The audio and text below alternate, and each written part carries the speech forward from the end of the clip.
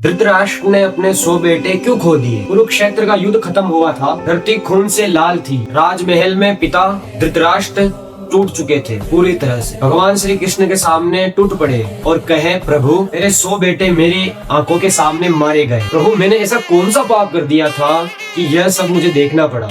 तो श्री कृष्ण ने कहा कि महाराज, आज से 50 जन्म पहले आप एक शिकारी थे और आपने एक पक्षी को मारने की कोशिश की, लेकिन निशाना चूक गया। क्रोध में आकर आपने उस पक्षी के 100 बच्चे को मार डाला। आज जो आप यह दुख झेल रहे हैं, यह उसी पाप का फल है। धृतराष्ट्र रोते हुए कहते हैं, प्रभु लेकिन वो तो 50 जन्म पहले का पाप है। इतने साल बाद, इतने वर्षों बाद, इतने जन्मों बाद वह पाप आज क्यों? भगवान श्री कृष्ण ने कहा कि तुमने पिछले जन्मों में बहुत पुण्य कमाए थे, इसलिए तुम्हें 100 पुत्र मिले, क्योंकि आप अपने कर्मों का फल पूरी तरह से भोग सके। इसलिए कहते हैं कि जीवन का फल कर्म ये लौटते जरूर है, चाहे कितने ही जन्म निकल जाए।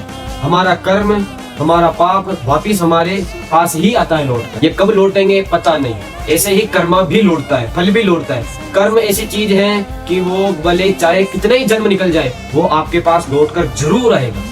चाहे आपने किसी का नुकसान किया है, चाहे आपने किसी की हत्या की है, या चाहे आपने कोई भी दुष्काम किया है, उसका फल या उसका दुष्कर्म आपके पास जरूर लौट के आएगा। यह देर से ही सही, लेकिन आपके पास जरूर लौटेगा। राधे राधे।